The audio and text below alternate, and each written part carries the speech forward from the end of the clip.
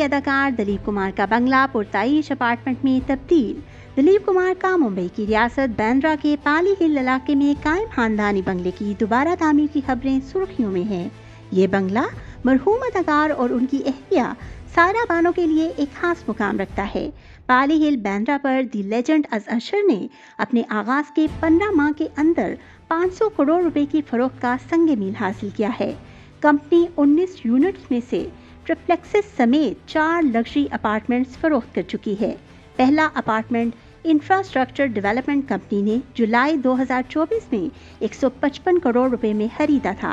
Company 19 luxury apartments तामीर करने का इरादा रखती है, जिससे 850 करोड़ रुपए की कुल आमदनी होगी।